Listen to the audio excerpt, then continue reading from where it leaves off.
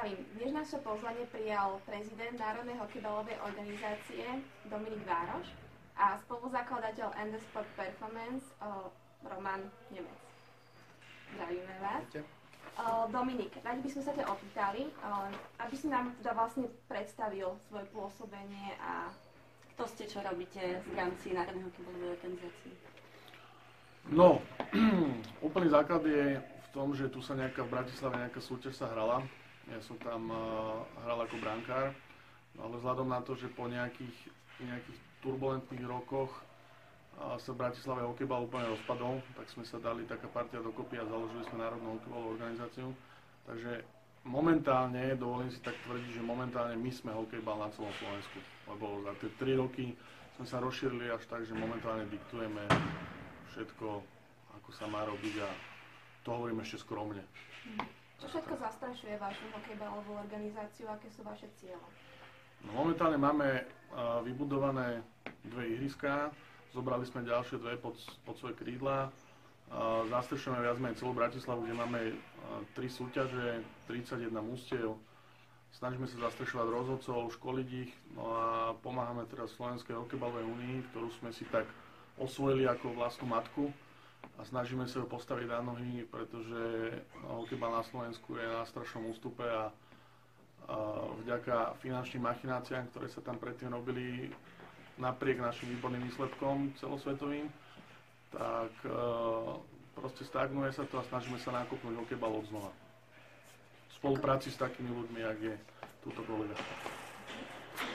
Ako zdá na tom hokejbal celkovo, čo sa týka ligových alebo reprezentačných úspechov slovenských? Takto. Na Slovensku sú registrované ligy asi, keď ich zrátam, možno 5 alebo 6 oficiálne registrovaných. Osobne som posledný rok behal po celom Slovensku a je 117 ihrisk po celom Slovensku, či už vo formáte 3+1, 4+1 alebo 5+1, čiže to, kde sa to má hrať, alebo to miesto, tých je proste strašne veľa, ale nie je ľudí, ktorí by sa tomu venovali. Hej. Ten boom tu bol v 80 90 rokoch, trošku v Bratislave to vydržalo až doteraz, ale naozaj takí tí fanúšikovia toho, ktorí sa o to starali, tak tí buď pomreli, alebo si založili rodiny a je to strašne na ústupe. Čo sa týka ligových úspechov, no podľa mňa slovenskí hokejbalisti sú okrem Kanady najlepší na svete. Keď si porovnáme hociaké, či už naša súťaž Západoslovenská hokejbalová liga, čo je vo formáte 5+1, keby sme ho vybrali napríklad mužstvo Slovan, tak dovolím si povedať, že hoci ktoré možno aj extraligové mužstvo z Českej ligy by potrapilo. A nehovoriac o Rakúšakoch, Nemcoch, kde to síce trošku upadlo, alebo poriadne upadlo, Maďarov a tak ďalej. Proste my sme naozaj silní, úžernatí bojovníci, ktorí majú výborné športové predispozície. Proste ako chlapi, nelen, že sme krásni, ale takisto sme aj výborní športovci, ako Slováci. A svetové úspechy, alebo nemusím ani hovoriť, lebo však sme majstri sveta, či už v junioroch, alebo senioroch. Proste makáme jak predky. No, samozrejme, nie sú to len úspechy, sú to aj problémy. V čom vidíš ty najväčší problém slovenského hokejbalu ako takého? Nejakej propagácie alebo nejakého rozvoja? No, rozvoj tu absolútne žiadny nebol. Propagácia iba na regionálnej úrovni. Čo sa týka detí, tak viac menej všetky tie CTM-ka sa spoliehajú iba na hokejistov a to je najväčší problém, že proste my, čo hrávame hokejbal, sme sa k tomu dostali tak, že sme chodili za panelák a proste sme si strieľali, kdežto dneska tí zasraní sa radšej hrajú na mobile, tatko ich prinúti ísť na hokej a potom tie CTM-ka pracujú s hokejistami. Samozrejme, keď sú skrachovaní a nevedia čo so sebou, tak potom sa dajú na hokejbal. Slovenský hokejbal bol založený asi, ja neviem, oficiálne v nejakom 95., kedy sa tu aj vlastne udiali tie majstrovstvá Európy. Samozrejme, predtým tu boli nejaké lígy už v 80. rokoch, nejaké začiatky sú v 78., 81., ale takéto gro bolo založené v 95. A vlastne najväčší problém je v tom, že tí, čo to zakladali, sa tam držali až doteraz.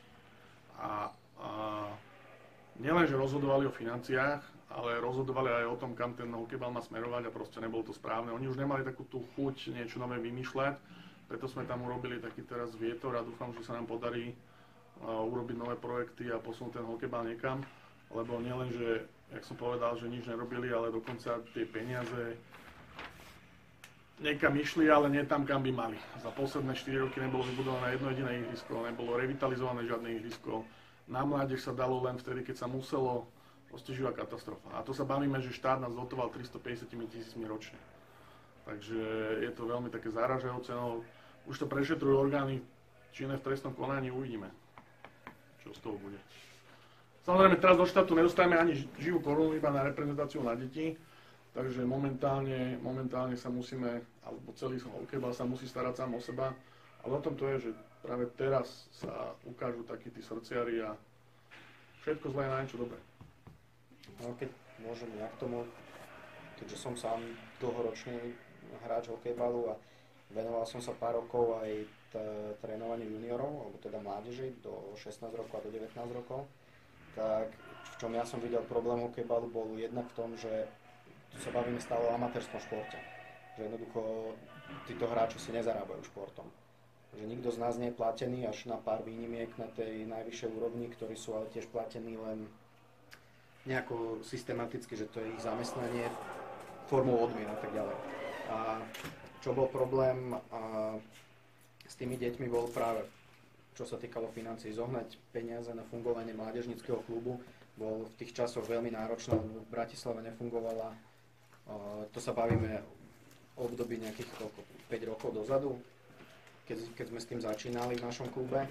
A v Bratislave v tom čase nefungovala žiadna juniorská súťaž, to znamená, že Bratislava ako obrovský, nazvime to trh, s veľkým potenciálom nemal nič, čo by vychovávalo mládež. Jednoducho tu bolo pár hráčov, ktorí zišli ešte z tej bývalej juniorskej ligy, ktorá sa hrala v Ružinove svojho času.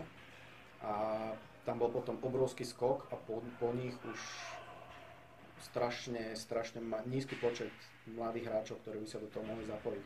To znamená, že seniorské ligy fungovali, ale v rámci tej ligy už hrali čoraz starší hráči a nemal to kto doplniť. A jednak potom prišiel problém s tým, že nájsť ten hráčsky potenciál. My sme to riešili formou výberov a v podstate takých, alebo náborov skôr, ani nie že výberov, lebo o výberoch by sme sa bavili, keby sme mali obrovské množstvo hráčov a naozaj si mohli vybrať, ale u nás to fungovalo naozaj tak, že v podstate kto prišiel hral. Čo bolo potom z trénerského hľadiska veľmi náročné, lebo človek chcel dať šancu každému, lebo veď je to jeho hobby, nech hrá, ale zase na druhej strane potreboval aj nejakým spôsobom podporiť tímového ducha a tak ďalej, vybrať tých, ktorí vedeli zápas vyhrať, povedzme, a tak ďalej. No a tým pádom na deti nešli žiadne peniaze, tým pádom sme museli všetko riešiť z vlastnej kasy a jediné, čo nám zostalo, bolo riešiť to formou občianskeho združenia, a to znamená 2% z daní, čo bolo v tom čase jednak najskôr získať tie peniaze vôbec od tých ľudí a firiem a podobne na fungovanie, lebo ja si pamätám, že ja som sa vtedy nestaral moc o financie, ale viem, že na tie decká, tým, že U16 fungovala, a myslím, že ešte stále funguje ten turnajovým systémom, to znamená, že vlastne týmy z celého Slovenska sa niekoľkokrát do roka stretli na jednom mieste, kde odohrali medzi sebou zápasy a to sa vlastne spočítavalo body do tabuľky. Čo bol ten lepší prípad, lebo tým pádom odpadávalo takéto každovíkendové cestovanie, ale U19 hrala klasickým štýlom, tak ako hrajú muži, to znamená, že kde hral mužský tím, tam hral aj juniorský tím väčšinou. To znamená, že u nás sa stalo, každý druhý týždeň sme museli cestovať a to znamená, že platiť dopravu, či už nebude nejaká autobusová doprava, čo sa nám podarilo zabezpečiť možno 2-krát do roka, pretože to boli neskutočné peniaze, tam sa za víkend minulo 1000 eur, ani sme nevedeli ako. Alebo potom sme to riešili za pomoci rodičov, kde sme dávali príplatky teda príspevky na benzín, na diaľničné známky a tak ďalej, ale skrátka za toto obrovské množstvo peniazí. A v podstate na tom celom to nakoniec troskotalo, že jednoducho už sme nemali ďalej peniaze na to, aby sme sa ďalej tým deckám venovali. Okrem toho, že tie decká stárli. 16 prešla do 19, 19 prešli k mužom, niektorých máme vo svojich radoch teraz, alebo sú na hosťovaní a tak ďalej. A nemali sme to ako doplniť. Jednoducho neboli ďalší hráči a tam neprichádza žiadna podpora. Toto je to, čo sa mne osobne tu nepáči a snažíme sa teraz to zmeniť. Všetci si povedia, alebo takto je vlastne aj v politike, že Bratislavčania majú peniaze a tak ďalej. To znamená, že to financovanie tu išlo konkrétne len do Ružinovského klubu a žiadne iné CTM-ka bratislavské nedostávali. Čiže naozaj takú tú mravenčú robotu urobil nárad Slován. potom teraz robia Jepuri, Gajari, hej, ale proste na tých začiatkoch tu bol naozaj Slovana mal to veľmi ťažké. A nepáči, alebo mne osobne sa nepáči, že všetky peniaze na tie deti išli do celého Slovenska, hej, kde využívali tých hokejistov, áno, proste Slovani si napríklad aj teraz, čo majú decka, ktoré proste sú do toho zbláznené a žijú hokejbalom a trénujú a tak ďalej a zrazu skončí ľadový hokej, iné mužstvá si tam dajú hokejistov, Slovan dostaje 12-0 a smutní idú domov. A pritom toto sú tí proste hokejbalisti, toto. Tí Slovanici sú tí hokejbalisti. Ešte to ostatné sú hokejisti a môže mi o tom hovoriť, kto chce, čo chce. A toto sa mne nepáči a teraz budem apelovať na to, aby bola zmena vo financovaní CTM-iek, pretože osobne si myslím, že tie celoslovenské CTM-ka donesli maximálne tak 10% hokejbalistov za celé trvanie tých CTM-iek, čiže je to nezmyselné.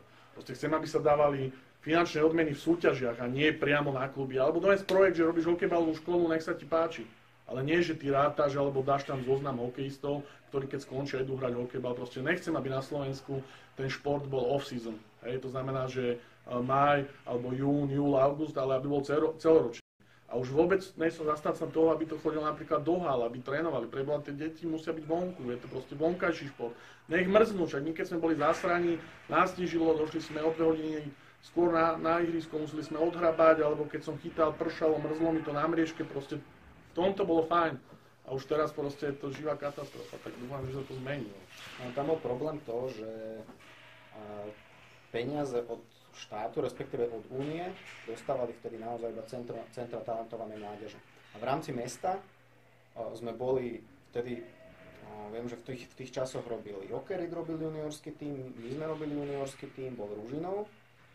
A teraz si nespomeniem, či tam niekto ešte nejako pôsobil, ale viem, že Ružinov bol vtedy ako CTM a v rámci mesta mohlo byť, mám pocit, iba jedno centrum talentovanej mládeže. Čiže my sme sa vlastne nemali ako k tým peniazom dostať. Jednoducho, bohužiaľ, peniaze boli vyčlenené na Centrum talentovanej mládeže, my sme neboli a tam to celé skončilo. A čo bolo pomerne dosť nefér v rámci toho obdobia, ale tak nejako sme sa cez to preniesli a fungovali sme ďalej. No ale financie boli základ. Na peniazoch to stálo a padalo jednoducho, bez peniazy sa to robiť nedá. Ja ako tréner som v tom čase v podstate fungoval viac menej zadarmo a pritom to bola, keď nie práca na plný úväzok, tak minimálne na polovičný, lebo mali sme 2 tréningy do týždňa, fungovali sme tam, neviem, že útorky, štvrtky sme mali tréningy, to bola minimálne hodina a pol navyše strávená na ihrisku po mojej práci a tie víkendy boli v podstate úplne zabité, pretože keď som nebol vtedy zo 16, samozrejme boli sme tam 2 tréneri na to, ale vypomáhali sme si navzájom, lebo však na tej striedačke človek potrebuje mať aj niekoho kvázi ako asistenta, čiže zo 16 som fungoval v podstate ako asistent trénera, z 19 ako hlavný tréner. No a tým pádom, keď sa vycestovalo, tak sme museli byť obaja tam, keď sa hralo doma, museli sme byť obaja doma na ihrisku a tým pádom tie víkendy boli úplne zabité, pretože šťastie bolo, keď sme hrali doma, že fajn, tam zabralo to asi iba 4 hodiny dohromady, lebo hodinu a pol pred zápasom všetky organizačné záležitosti riešiť, potom hodinu a pol trval asi zápas a ešte kým som sa odtiaľ potom dostal, tak to bolo ďalšie pol hodina, 3/4 hodina, kým som odišiel. Čiže víkendy boli tiež také, že viac menej som ich trávil na ihrisku a viac menej zadarmo. Keď to bola odmena, tak to bola odmena klubová naozaj, že absolútne smiešne, buď sa tam robili nejaké odpisy na členskom a tak ďalej. Tešia ťa tie úspechy a tie deti a to je to, prečo to my robíme, akože, proste je to na nezaplatenie, ale jasne, nemôže sa to robiť non-stop, hej. Proste toho človeka to prestane, nehovorím, že baviť, ale vedel by ten čas tráviť aj inak, chce to robiť a nie proste za to ohodnotenie. Alebo skôr by som sa na to pozrel z toho hľadiska, že jednoducho život plyne. Každý máme svoje povinnosti, každý máme svoje náklady na život, každý musí platiť za byt, každý musí platiť za jedlo a tak ďalej a jednoducho čas sú peniaze a bohužiaľ inak to nejde. Do nekonečna sa to takýmto spôsobom nedá robiť a keď tá podpora neprichádzala, nedalo sa inak. Ako sa vám pracuje s mládežou? No ja môžem povedať iba z tej skúsenosti z minulosti, dnes už teda s mládežou ja nepracujem u nás v klube a bola to zaujímavá práca. Mne sa to páčilo, pretože s tými deťmi všeobecne bol tam proste človek cíti, že keď to tie decka baví, tak do toho dajú všetko. A jednoducho sú tomu oddané a žijú tým. Keď to tie decka nebaví, tak je to horšie, to vám dajú zase tiež pocítiť, že niečo sa im nepáči. Ale našťastie zaklopem si, mám pocit, že my sme fungovali celkom dobre, že koniec koncov Peťo podobnou fungoval v tom čase. A bolo to kopa zaujímavých zážitkov aj z toho cestovania a tak ďalej, kopa príjemných zážitkov, keď sa získali prvé body, keď prišli prvé výhry, veľa sklamaní zo zápasov, ktoré sme mohli vyhrať, nevyhrali sme, zápasy, kedy sme dostali poriadny nákup a išli sme smutní zo zápasu. Ale akože všeobecne boli to úžasné roky, mňa to veľmi bavilo a keby sa dalo tak fungovať ďalej, tak by som sa tomu veľmi rád venoval. Záleží to na iných veciach. Jak môžem k tomu ešte niečo, tak keďže som pod Romanom vlastne trénoval, tak mne sa pod Romanom trénovalo dobre. Fakt ako keby tam neboli tie financie, tak si myslím, že by sme mohli takto fungovať dokonca dodnes. Bolo to super v tom, že aj Dominik spomínal, že dnešná mládež má problém počítače, mobily, furt všetko. A v podstate za toto ja Romanovi veľmi vďačím, lebo on bol jeden z tých ľudí, ktorý mi pomohol ma z toho vytrhnúť tým, že ma má v podstate pod svojím patronátom od mojich 14 rokov permanentne. A mňa to fakt bavilo, lebo na ňom bolo vidieť, že hoci nemá za to žiadne peniaze, jemu na nás naozaj záležalo a snažil sa proste tak oduševnene dávať všetko do toho, aby posunul nielen nás, ale aby posunul ten hokejbal niekam. A myslím si, že aj ten hokejbal na Slovensku je taká situácia, že proste takíto ľudia mu chýbajú. Keby ich bolo viac, tak všetko by mohlo byť inak, čo sa týka mládeže. Ja nadväžem na Peťovú odpoveď a chcem sa spýtať Dominika, vlastne jeho NHBO. Aké projekty už máte za sebou a aké ešte chystáte na vlastne spopularizovanie keby hokejbalov alebo zlepšenie hokejbalov na Slovensku? Takto. Ja mám dennodenný konflikt s môjim spoločníkom Brianom Slezákom, s ktorým robíme ten hokejbal, pretože on chce byť veľká ryba v malom rybníku a ja mám práve, že iné záujmy. Ja mám rád, keď proste dennodenne sa môžem zápasiť s novými projektami, proste v hlave mám veľa nápadov. A posledné 2 roky nebolo nič iné, len som bojoval či už s predstaviteľmi, bývalými predstaviteľmi Slovenskej hokejbalovej únie, pretože tie nápady boli proste obrovské. Ja si myslím, že naozaj za tie 3 roky, čo to robíme, sme urobili zmeny a sme posunuli ten hokejbal úplne niekde inde. Strašným mojím snom je urobiť hokejbalovú školu, ale nielen pre žiakov, ale aj pre dospelých, pretože nie všetci sa narodili s hokejkou v ruke a niektorí sú drevení ako lopata.